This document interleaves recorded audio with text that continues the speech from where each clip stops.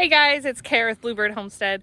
We have 3 entire beds that are completely ready to be harvested and dug up out of the ground. As I'm walking over there to those beds to show you what we're going to be harvesting, I wanted to show you a couple of the dahlias that are starting to pop up. The Japanese beetles have kind of been attacking them, but there's lots of new buds on there. The beetles are just kind of going crazy though.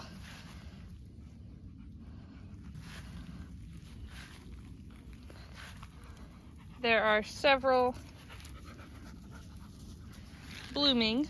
As you can tell behind me, the garden is really full and everything is growing really big. There's a lot of stuff to be harvested out here. The biggest task that we want to tackle today though is our potato bed and also our garlic beds. Down here we have 2 pretty much completely full beds of garlic. There are a few other things growing in here, like there's some thyme here in the corner and a volunteer amaranth and some green beans along the arched cattle panel. This garlic bed, I have not been weeding as diligently as I should have in between garlic, so you see a lot of grass there, but hopefully we still have some pretty big heads of garlic underneath the surface, but we won't know until we dig it out. The garlic is definitely past time to be harvested. You can see it's really brown and it's just died back. And in this bed, the garlic is really brown and died back too. And all these are ground cherries. I definitely waited a little too long on the garlic, but hopefully the heads are still looking good. We had some really big heads last year, so I'm excited to see what they look like after we dig them up.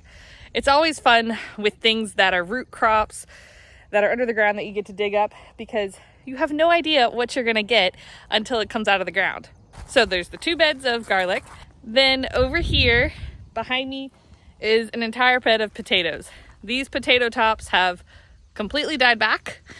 There's pretty much nothing to show here, but hopefully there's potatoes under the soil. Ryan and the boys are gonna take over from here and dig everything up for me, and we'll show you guys that harvest before we move on to harvesting the rest of the garden. Okay, we have some potatoes and garlic to harvest today. All the potato tops have died off, so we're just gonna start digging through here and see what kind of potato harvest we have.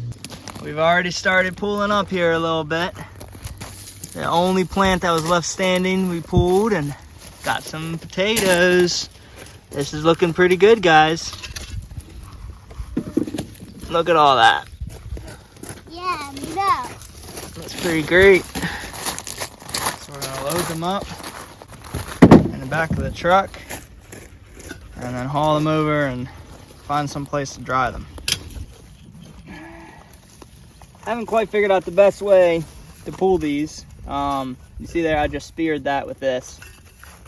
In the past we used a pitchfork, but then you also end up spearing a bunch.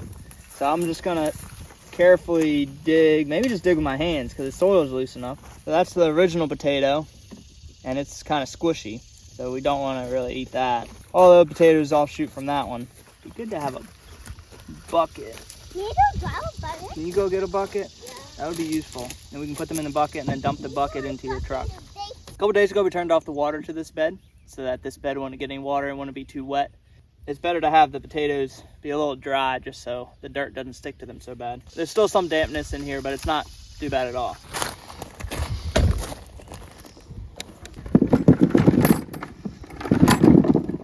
All right, we're about 3/4 of the way through the bed. We're getting pretty good potatoes. Some of them are definitely small. Not too bad here.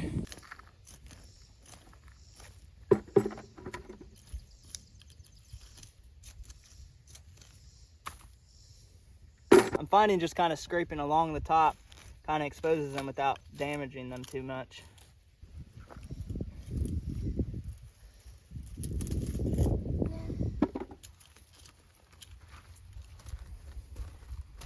All right, we finished off that bed. Got it all worked up. Try to just work, methodically across, trying to make sure no area was not taken or not dug up. So now we got some nice tilled dirt, I guess, plant something new. I'll show you how many potatoes we got here. We got a truckload, a child truckload.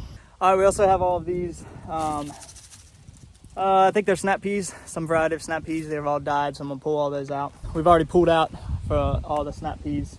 from this side. So we'll do the same on this, clean that up, get all that put in the compost pile. And we're on to garlic.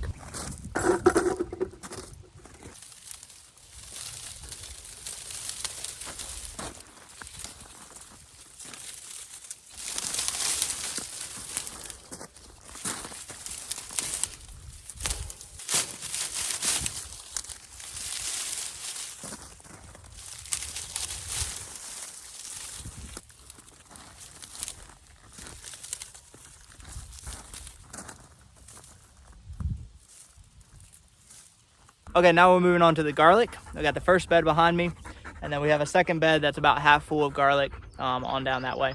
We got a storm coming, so I'm gonna try to do this quickly. You wanna stay behind me? You'll be okay. You'll be all right. I know, you know it's coming. We have some ground cherries mixed in here.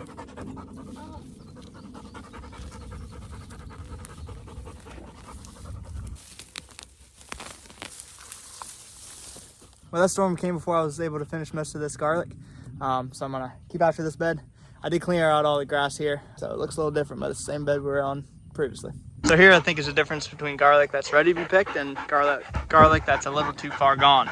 This right here looks really good. The whole head is, you know, all the cloves are combined into one, or, you know, they're all kind of combined.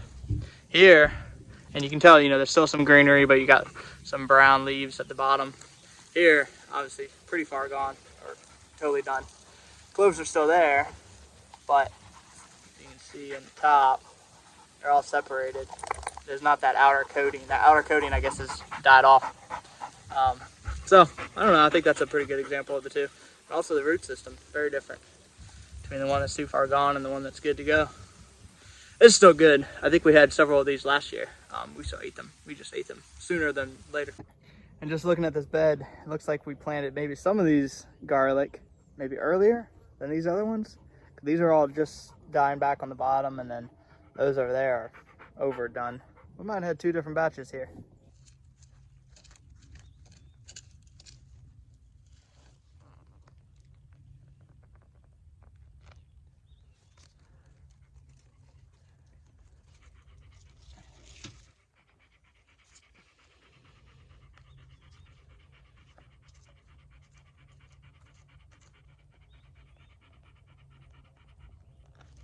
I will say the ones that are all brown on top come up a lot easier, just because the root system, I guess, isn't as robust. So I don't know, there might be varying opinions on when's actually best to harvest this.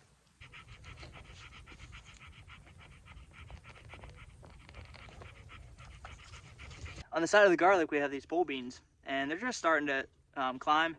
On the far side there, you can see they've climbed up about, you know, a quarter of the way up this cattle panel. So I'll be excited to see this totally full, hopefully in the future. Get some good green beans. I found that the best way for me to pull these garlic out of the ground was to use a small shovel or a small tool to dig around the garlic and then pry up on the garlic while pulling on the stalk. That allowed me to pull up the garlic without breaking off the stalk.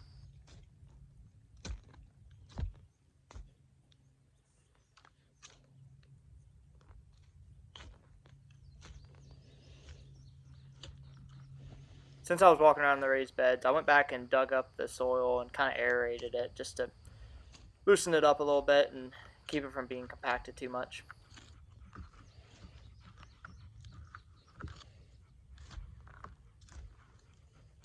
Alright, that's one bed done. Got some nice space here for something else. So this is the other bed. It has a good amount of garlic in it, but then as you can see, a whole bunch of ground cherries.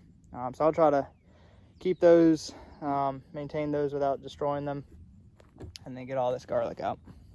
All right, well, that's a pretty good load of garlic. We didn't plant as much garlic this year as we did last year, but we still have some garlic that has stored from last year, so we don't need as much to get us through the year. But it did actually keep all the year, so we're thinking most of this is going to keep through this year, hopefully. We definitely harvested some of this late, I think, so like something like this, you can see is all broken apart. Hopefully that keeps long enough for us to use it. All right, we got a drying rack set up on the porch.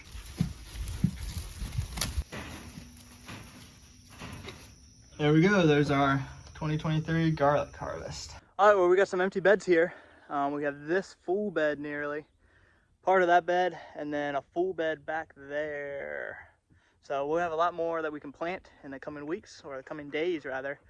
So still trying to figure out what we're gonna plant there, but be sure to catch that on a future video. I'm gonna go around and try to find some other stuff to harvest. I just realized my Lady of Shallot rose has its first blooms on it. This is the first time I've ever seen this rose because it was planted bare root. So I'm excited to show you guys. I think the color is really pretty. There's a Japanese beetle attacking it. But isn't that beautiful? Let me cut it and I'll show you up close.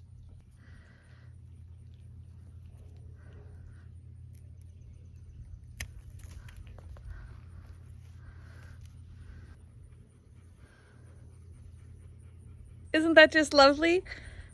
I think the coloring on that is so pretty. And on the underside of the petal, it seems to have like a two-toned pink. Oh, there's a spider right there. See the spider? But it has like a two-toned pink and coral coloring. I love that. The coloring looked beautiful on the David Austin website and in the book, but I think that looks even prettier in person. I really like it. Very happy with that. It has a light fragrance, but sometimes I've noticed that roses, the first couple times they bloom, the fragrance isn't as strong until a little later on. So we'll see how the fragrance changes over time. We went through our bush beans and picked a whole bunch a couple of days ago. So there's not too many, but I do see a couple bush beans, so I'm gonna pick a couple of those this evening.